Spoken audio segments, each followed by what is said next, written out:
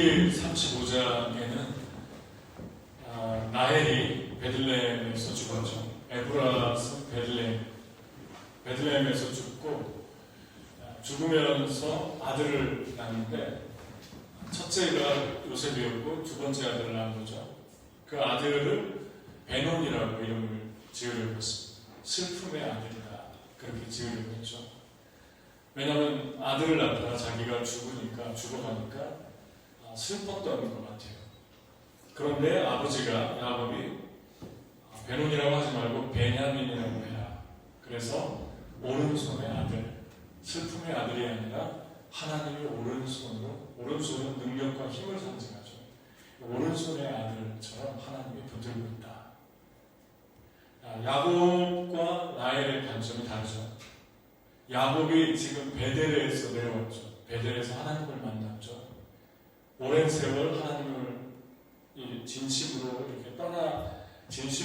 하나님 섬기지 못하다가 하나님 만나는 것과 무관하지 않습니다.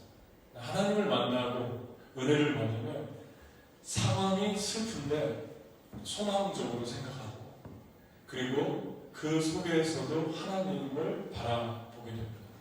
그게 성령을 받고 성령이 우리 안에 임재할 때 오는 나타나는 현상들이죠.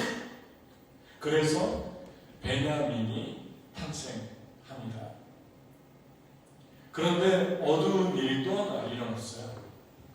그게 뭐냐면 제일 큰아들 장남 르우벤이 아버지의 아내 죽은 라헬의 종이면서 라헬이 자식을 못 낳아서 씨바지를 그때 했는데, 그 어떻게 보면은 그 어머니 같은 분이죠. 아버지의 씨바지니까 비라와 동침을 하고 죄를 짓게 됩니다. 근데 그 사실을 여과 없이 그냥 성경에 그대로 기록을 남깁니다. 그리고 나서 이삭이 죽게 됩니다. 그래서 이삭의 아버지였는데 이삭이 이제 지금까지 살아있는 걸 보게 되죠. 이삭을 장사하게 됩니다. 에서와 함께. 그리고 그 다음 장으로 넘어가서 헤브론에, 아버지가 살던 헤브론에 정착을 해서 야곱이 살아가고, 그 야곱가가 먼저 족보가 나오는 게 아니라 에서, 야곱의 쌍둥이 형인 에서의 족보가 36장에 전체에 기록이 되어 있습니다. 근데 그 족보이기 때문에 그냥 제가 스킵해서 37장으로 넘어온 거예요. 왜냐하면 거기는 그냥 한두 마디만 하면 될 것 같습니다. 그분들이 에서의 족속이 어디로 퍼져나갔고 어떤 삶을 살았나, 구체적으로 하나님과 동행하는 것들이 단 한마디로 기록되어 있지 않아요. 그런데 거기서 왕도 나왔고, 에서가 자기 아들들 이름을 하나님의 연관시켜서 그렇게 짓기도 하고 그럽니다. 그런데 이름도 그렇게 짓고 왕들도 나오고 땅도 차지했어요. 지금 요르단 남부에 가면 세일이라는 곳이 있는데 다른 말로 페트라라고 합니다. 그 페트라에 가보면은 그 지형이 아주 높고, 그리고 가보신 분은 알겠지만 정말 천연 요새처럼 생겼어요. 척박하긴 한데 광야로. 그래서 나중에 그들이 다른 민족이나 다른 족속들이 공격을 못하니까 교만해져서 그 협곡이고, 그래서 이제 강한 나라가 됐을 때 교만을 책망하는 그 성경의 구약의 말씀이 기록이 됩니다.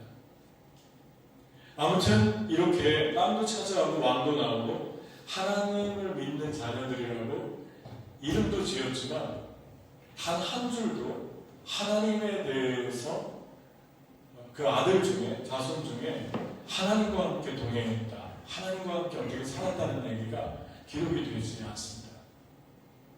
그리고 바로 그 다음 장 37장으로 들어와서 야곱의 자녀들은 구체적으로 기록을 합니다. 그런데 그 기록의 내용들이 전부 하나님하고 연관을 갖게 됩니다. 좋은 일도 있고 안 좋은 일도 있고 죄도 있고 하나님을 따르는 것도 있습니다. 그런데 하나님하고 관계를 맺는 족속이 야곱가로 흘러갑니다. 하나님의 관심이 하나님과의 관계를 맺는 사람들에게 있는 것을 우리가 보게 되죠. 그런데 이 야곱 이 37장 1절부터 이 가정이 얼마나 깨어진 가정이었는가를 우리에게 보여줍니다. 왜냐하면 아버지가 요셉에게 채색옷을 입혔죠. 12명의 아들 중에 요셉에게 채색옷은 그 당시에 소매가 길고 바지가 저 발 밑에까지 끌리는 아주 값진 그런 화려한 옷이었습니다. 그런데 12명의 아들 중에 그 아들에게 옷을 입히게 되는데 이 채색옷을 입은 17살이라고 정확하게 구체적으로 기록하는데 이 요셉에게 하나님이 꿈을 주십니다. 하나님이 꿈을 주셨다라는 얘기는 없지만 나중에 하나님이 그 꿈을 이루는 것을 보면서 하나님에게 온 꿈임을 알고 요셉도 하나님이 꿈을 주셨다라고 훗날에 이야기를 합니다. 그 꿈을 꾸고 형들에게 그 꿈을 얘기하는 과정, 그리고 형들을 대하는 요셉의 모습을 보면서 요셉의 성품을 보게 돼요. 근데 우리가 생각할 때 요셉은 꿈을 꾸고 교만하게 형들에게 얘기했다. 그래서 고난을 얻었다. 이렇게 생각을 하는 경향이 있습니다. 그렇게 또 많이 듣기도 하고. 그런데 본문을 자세히 들여다보면 조금 다르게 하나님이 다른 각도에서 하나님이 원하시는 메시지가 여기에 담겨져 있어요. 예를 들면 요셉이 꿈을 2번 꿨는데 첫 번째 꿈을 꾸고 형들의 단들이 있고 내 단이 있는데 곡식단이 형들의 단들이 내게 절하더이다. 갑자기 일어나더니 우리가 곡식단을 묶고 있는데 그러니까 형들이 그 이야기를 듣고 뭐라고 얘기를 했습니까? 내가 참으로 우리의 왕이 되겠느냐? 우리를 다스리게 되겠느냐? 2번째 꿈을 꿨는데 해와 달과 별이 나에게 또 절을 했습니다 하고 또 형들이 첫 번째 꿈을 얘기하고 형들이 더 미워했는데 안 그래도 미운데 더 미워했는데 2번째 꿈을 꾸고 또 얘기하니까 더 미워하게 됩니다. 시기하고 질투하게 됩니다. 그때 아버지도 이제 요셉을 사랑했지만 책망을 하게 되죠. 뭐라고 책망을 합니까? 나와 어머니와 내 형들이 너에게 절하겠느냐? 왜냐하면 해와 달을 엄마 아빠로 해석한 것 같아요. 야곱이. 그리고 별들을 형제들로 본 것 같아요. 그러나 야곱은 그 말을 마음에 간직해 놓았다. 야곱은 하나님의 사람이죠. 성령을 통해서 어떤 것들을 감지했던 것 같아요. 내면에서. 이게 그냥 보통 꿈은 아닌 것 같다. 하나님으로부터 온 것 같다. 그 마음에 간직해 두었습니다. 그런데 이 과정들을 쭉 보면은 한 가지 더 있죠. 형들의 과실을 아버지에게 고해바쳤다. 보고했다. 이것도 아주 얄미워 보이죠. 아주 교활해 보이죠. 그런데 성경을 잘 들여다보면 형들에게 꿈을 얘기할 때 킹 제임스 버전이 히브리어 원어와 거의 똑같이 번역을 했는데 Here I pray you this dream 그랬어요. Here I pray you this dream.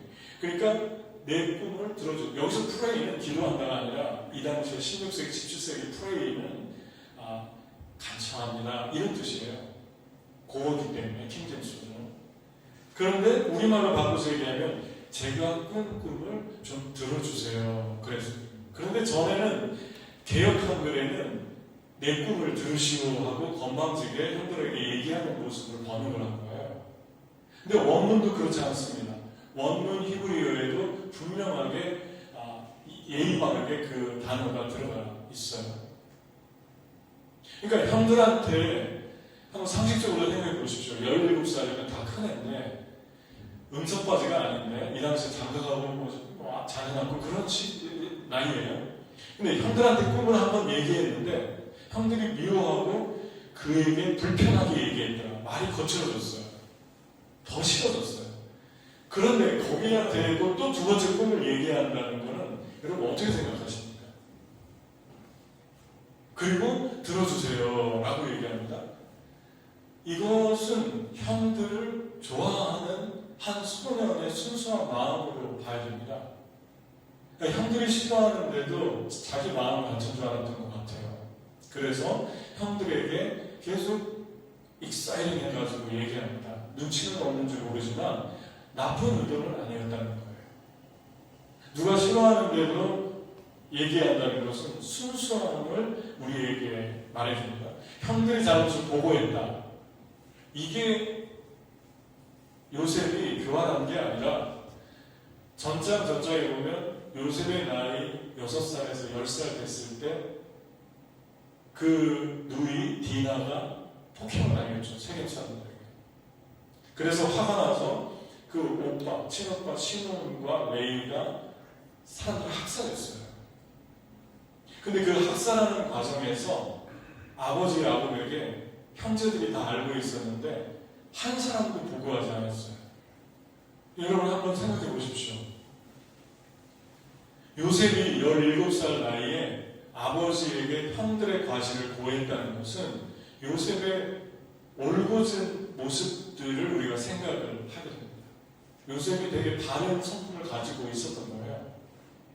또 하나는 그리고 그런 참사가 다시 자기 가정에 펼쳐지는 걸 원치 않았겠죠. 왜냐하면 6살에서 10살이면 다 지켜봤는데 그 어마어마한 사건을. 그러니까 이것도 요셉의 좋은 성품입니다. 또 하나 중요한 성품은 아버지가 형들이 양을 치고 있는데 형들이 세겜으로 갔어요. 세겜은 당시에 80에서 100km니까 그 당시에 걸어서 한 3, 4일을 걸어가야 돼요. 근데 그 17살 아이를 아버지가 보냈어요. 형들 잘 있는지 보고 와라. 근데 가서 보니까 세겜에서 보니까 없어요. 근데 한 사람을 만났고 물어보니까 도단으로 간다. 또 하루를 갑니다. 여러분 아마 우리 같으면 가다가 좀 힘들면 그냥 포기하고 돌아올 수 있죠. 근데 이 요셉은 계속해서 형들을 좋아하고 형들을 사랑했던 사람 같아요. 그래서 돌아갑니다. 계속해서 갑니다. 이 모습을 보면은 하나님이 이 요셉을 통해서 이 꿈을 주신 이유가 서서히 드러나기 시작합니다. 하나님이 어떻게 이 가정을 일으키셨는가? 요셉이라는 사람을 선택했고 요셉에게 꿈을 주심으로 시작이 됩니다. 이 가족의 회복이. 근데 첫 번째 꿈을 어떻게 이루셨나?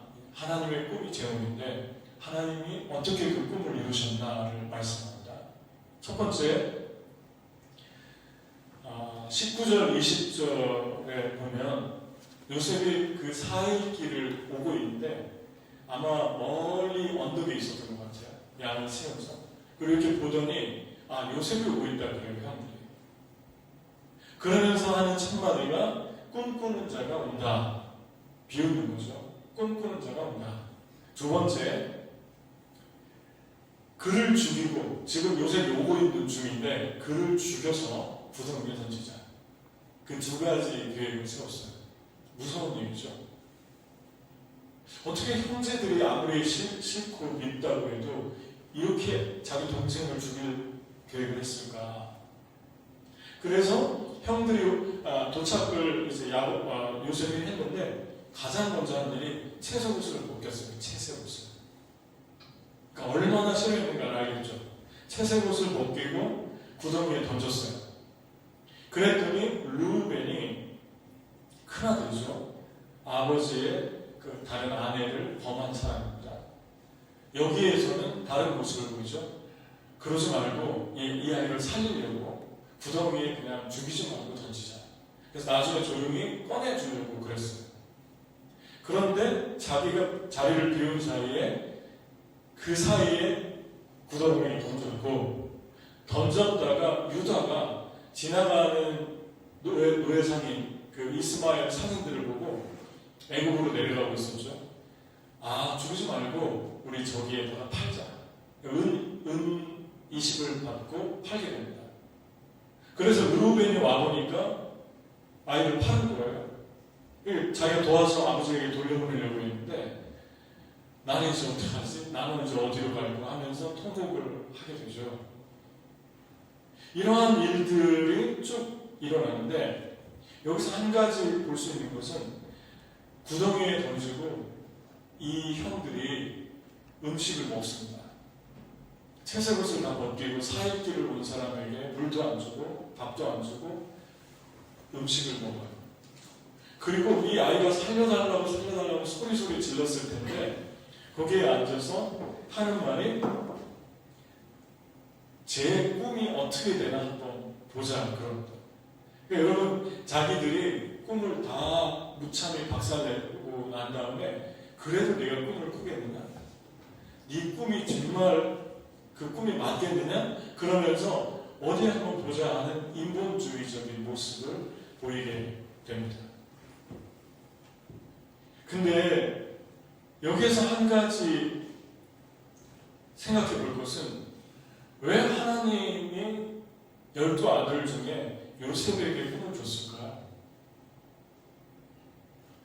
특별히 아버지가 채색옷을 입혔는데 그 채색옷은 고운 옷, 비싼 옷의 의미보다 더 중요한 게 한 가지가 있는데 장자권의 의미가 있습니다.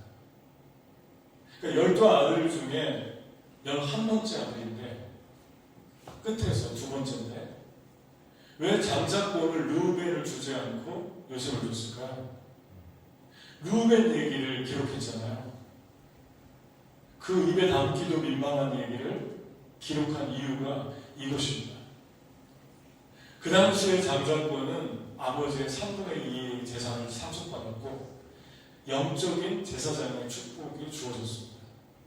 그런데 이 범죄로 인해서 장자권이 요셉으로 옮겨갔죠.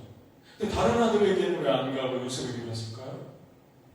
그 이유가 그 다음 장에 나오는데 다음 주에 살펴볼 텐데 조금 미리 얘기하면 보디발의 왕의 경호를 맡은 대장의 집에 끌려갔는데 그 아내가 유혹하죠.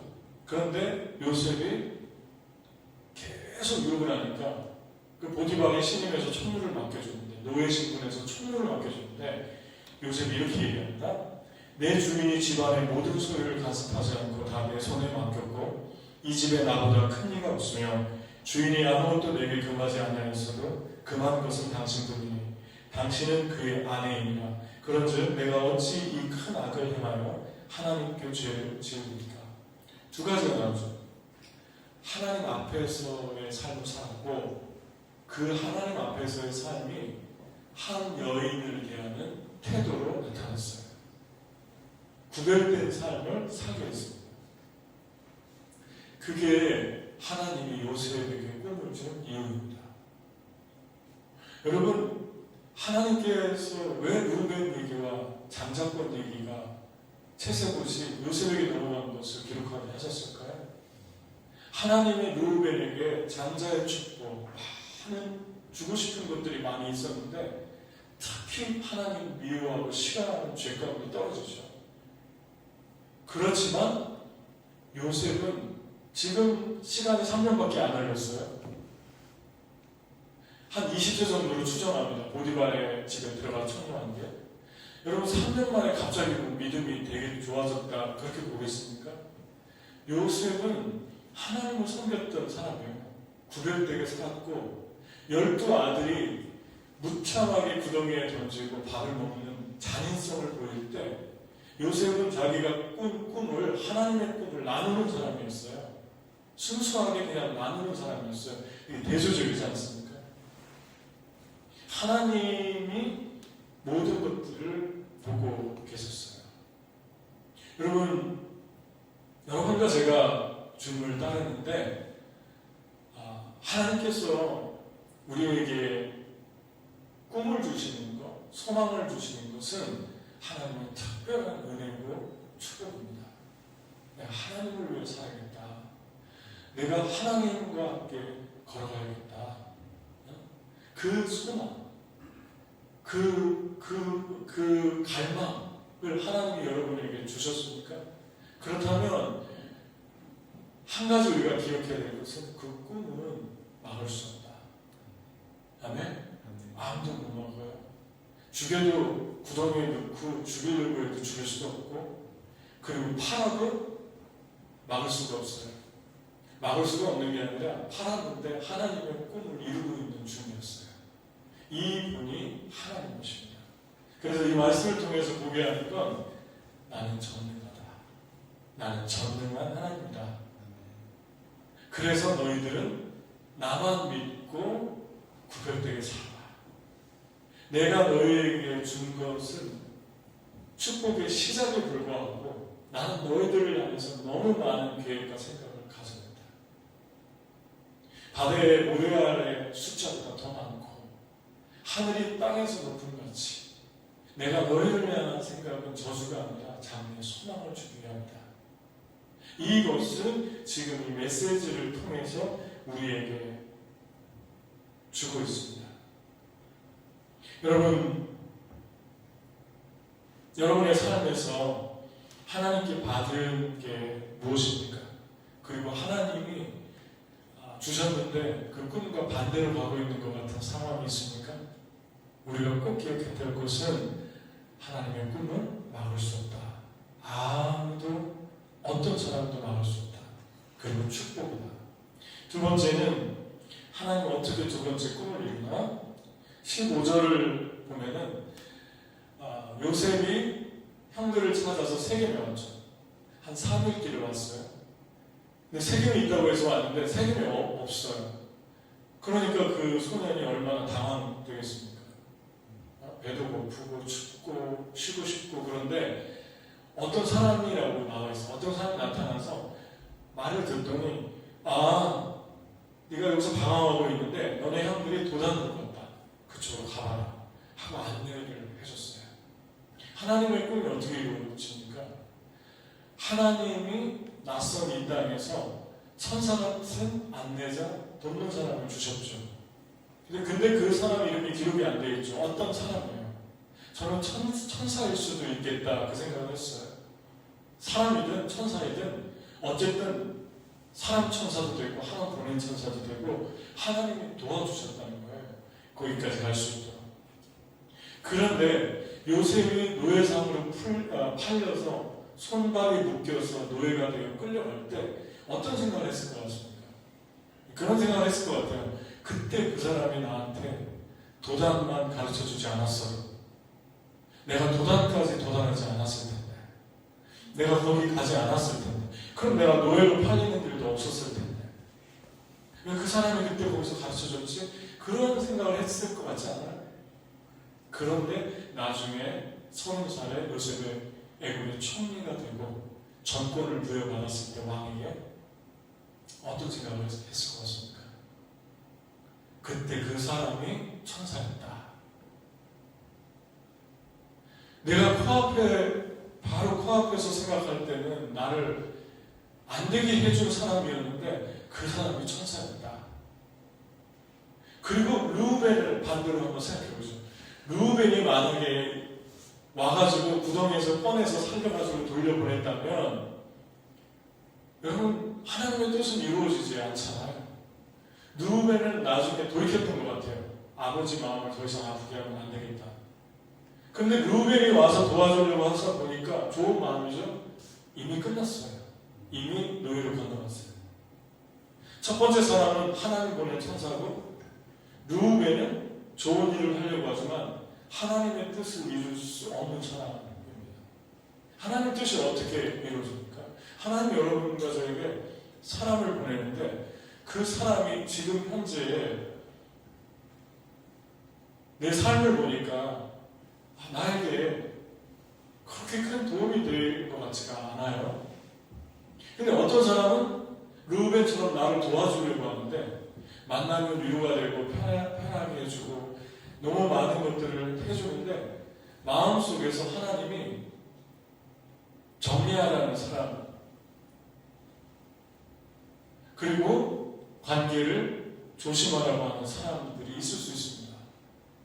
그 사람이 나를 편안하게 해주는데 점점 뜨거운 물에 온유를 흘리면서 개구리가 죽어가는 것처럼 영혼이 점점 세상적이 되고 점점 영혼이 하나님으로부터 멀어지고 그리고 하나님 친절 하나님을 미워하고 싫어하고 밀어내는 그러한 자리까지 가게 한다면 그런데 그것만 빼면 다 좋아요. 나에게 너무너무 좋아요.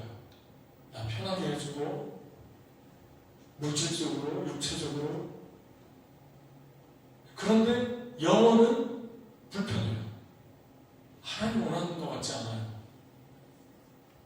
그때 여러분은 어떻게 할 것 같습니까? 여러분은 성령의 음성을 듣고 그 관계들을 정리해야 됩니다. 하나님 너무 좋지만 나에게 너무 좋지만 내가 외로울 때 내가 힘들 때 너무 좋은데 아닌 것 같다. 영적으로는 아닌 것 같다면 내가 하나님 사랑합니다. 그리고 하나님이 싫어하는 거 알면서도 만납니다. 끊겠습니다.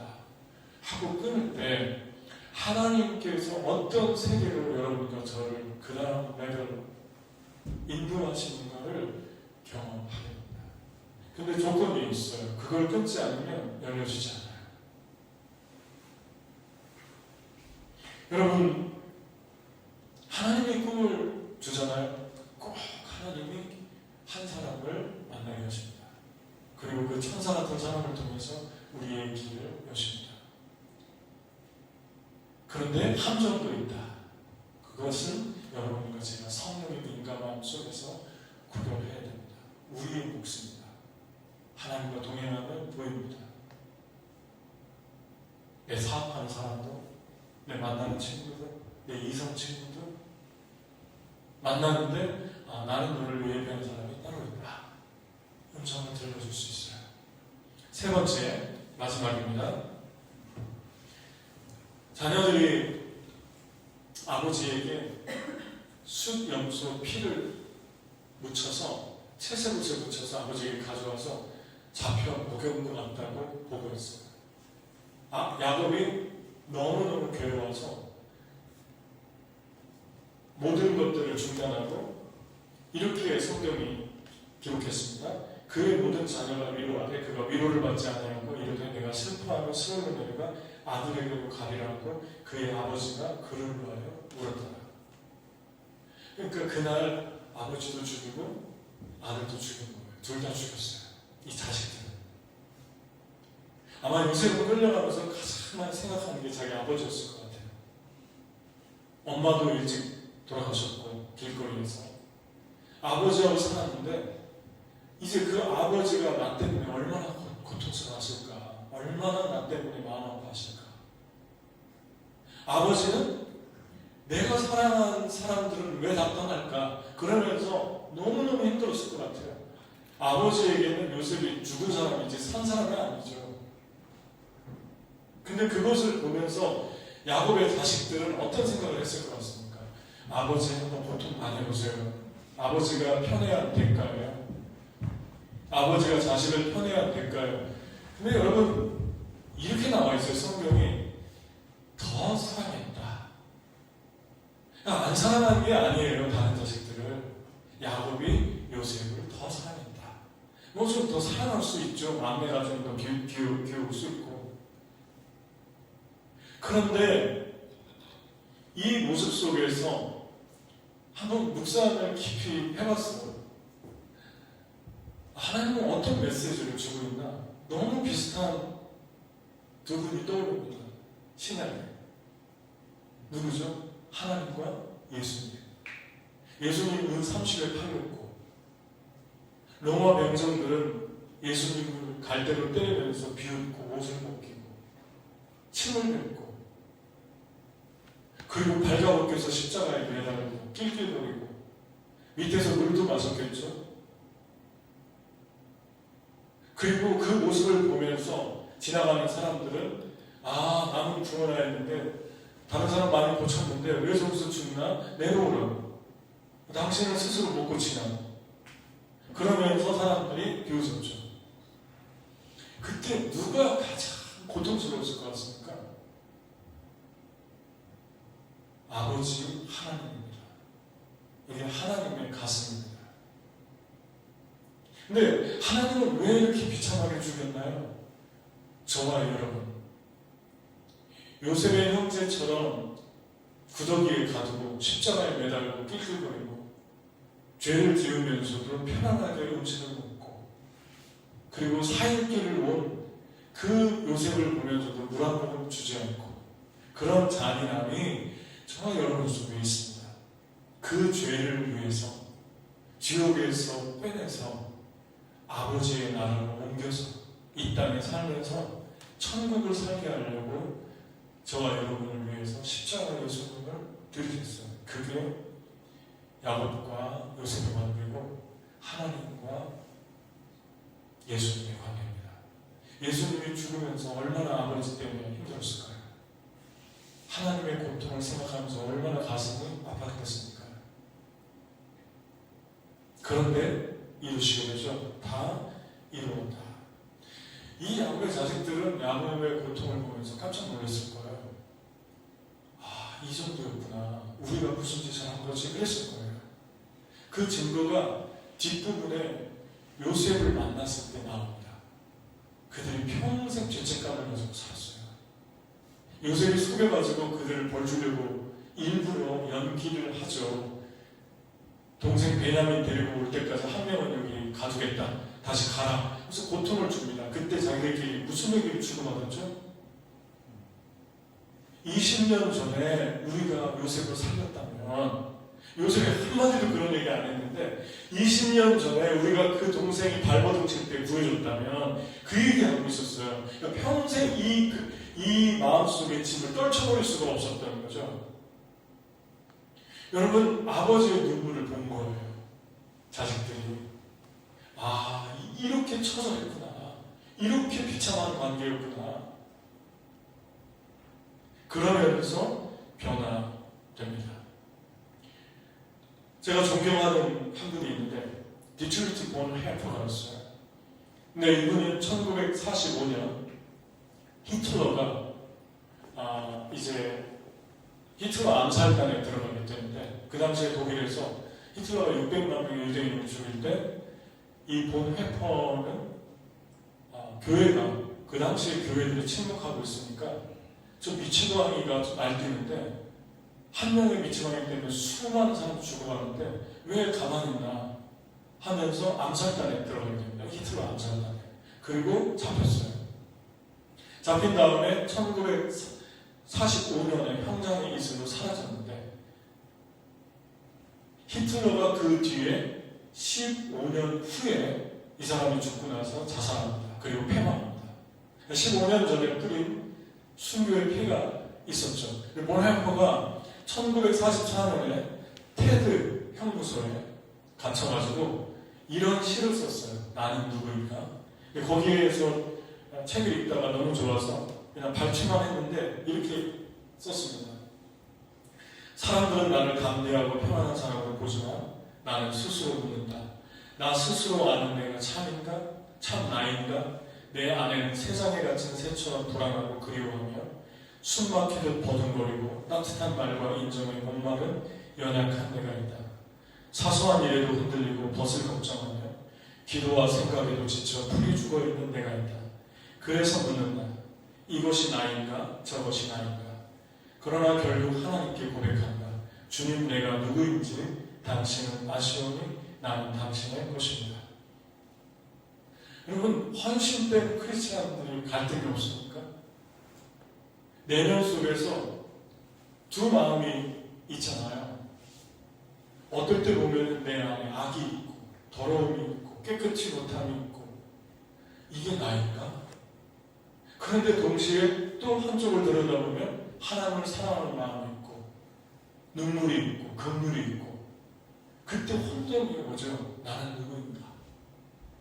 이 갈등이 하나님께 가까이 가면 갈수록 계속 더 깊어질 수 있어요. 근데 마지막 결론이 멋집니다. 나는 하나님께 고백한다. 주님, 내가 누구인지 당신이 아시오니 나는 당신의 것입니다.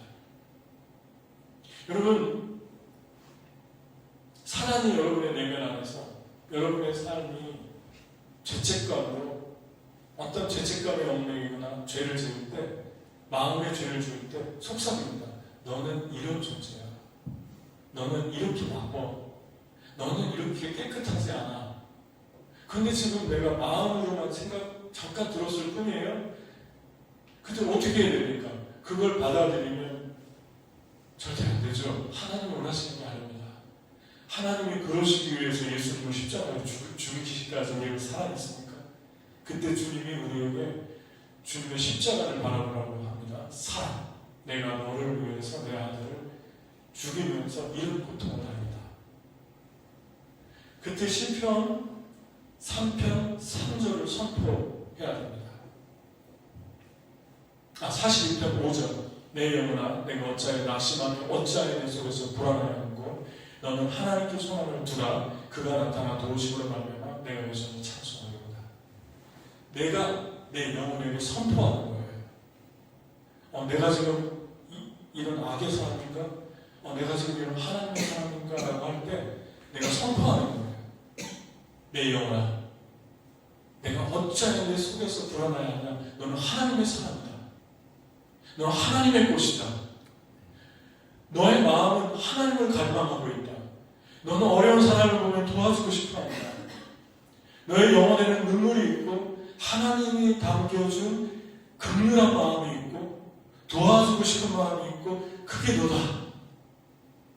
너는 예배드리고 싶어하고 너는 기도하고 싶어하고 너는 내 삶에서 모든 걸 다해서 나를 따르고 싶어하고 너는 사람들이 하나 되는 것, 사람들이 하나 돼서 하나님을 예배하는 걸 보면 누구보다도 기뻐하는 사람이고 어떤 사람들이 기뻐하면 같이 기뻐해주는 사람이다 라고 선포하는 거예요. 그때 사단이 무력해집니다. 그리고 떠나갑니다. 그리고 나는 내가 됩니다.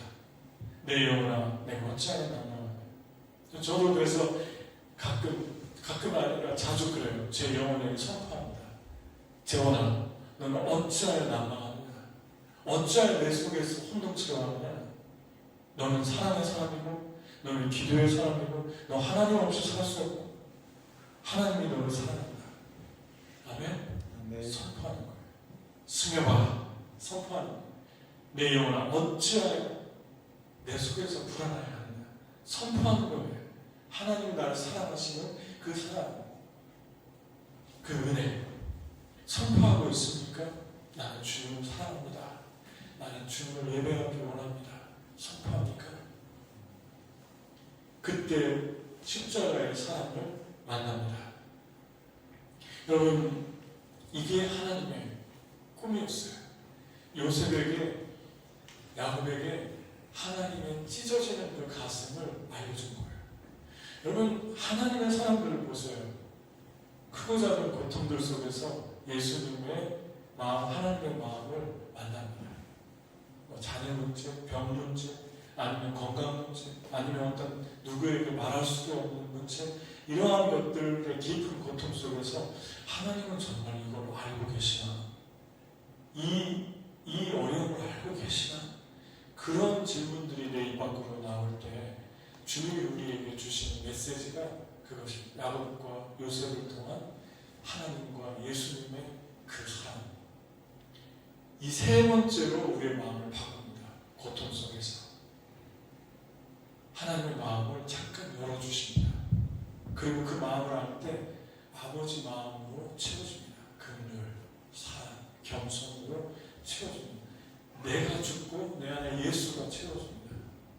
이 사순절날 고난주간을 만나잖아요. 다다음 주죠. 고난주일날 우리 다 와서 하나님께 나오면 좋겠고 이 주간에 계속 예수님의 십자가 사랑을 묵상했으면 좋겠어요. 나를 부르시는 하나님. 이게 하나님의 꿈입니다.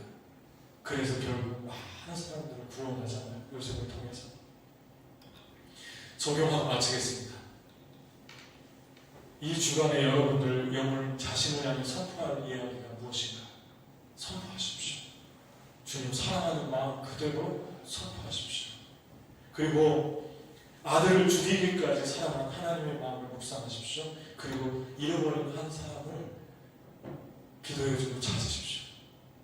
이 얘기만 하고 마치겠습니다. 이번 주에 제가 너무너무 기쁜 일이 또 하나 있었는데 많아요. 그런데 어제 제가 우리 형제가 부모님 댁을 찾아가서 전에는 어머님에게 복음을 전했는데 이제 아버지에게 복음을 전해서 아버지가 영접을 했고 엄마, 아빠, 아들이, 큰아들이 손을 잡고 영접 기도하고 기도하는 모습을 사진으로 찍어서 보내줬어요. 그리고 이번에 세례 받으시겠다고 지금 아마 예배를 드리시고 있을 거예요. 방송으로. 두 분이 세례 받으시겠다고 고백했어요. 너무너무 감사하고 기쁜 일 아닙니까? 근데 그 아버지가 이 아버님한테 허락을 안 받았는데 죄송합니다. 그냥 제가 하고 싶어서 이해해 주실 것 같아요. 우리 자배가 그래요. 사모님이. 아버지가 1시간 출근을 하는데 새벽 같이 일어나서 그 1시간 차 속에서 일하러 가면서 매일같이 설교를 매번 듣는데요. 매주 설교를. 그런데 저는 큰 격려와 위로가 됐어요. 한 영혼이 하나님께 돌아오도록 지금도 하나님은 나는 못 보지만 일하시고 있구나. 어떨 때는 정말 하나님 죄송합니다. 하나님 뭐 하세요? 그런 생각이 들 때가 있어요. 하나님 뭐 하고 계세요? 나는 뛰는 것 같은데 하나님은 저 뒤에서 오시는 것 같아요. 여러분과 저의 삶에 하나님 일하시고 있음을 믿습니까? 아멘. 하나님의 꿈이 여러분을 통해 이루어지도록 그래서 하나님의 십자가를 경험하게 합니다. 고통 속에서 고통을 지나갈 때 가장 중요한 건 고통의 의미를 아는 거예요. 하나님의 음성을 들어야지 알 수 있어요. 바울이 병이 있어서 3번 기도했는데 내가 내게 주는 애가 족하다. 알았잖아요. 어떻게 알았습니까? 기도해서 알았잖아요. 아니까 끝나는 거예요. 더 이상 고통이 아니에요. 왜 이걸 줬는지 알겠다. 그러면 기쁨이 되고 천국이 되는 거예요. 고통 자체가 우리를 바꾸지 않습니다. 알아야 돼요. 알려면 어떻게 해야 됩니까? 주님 매달려야 돼요. 주님께 나가서 기도해야 돼요. 예배해야 돼요. 어려운 일 있으면 더 예배 자리에 나와야 됩니다.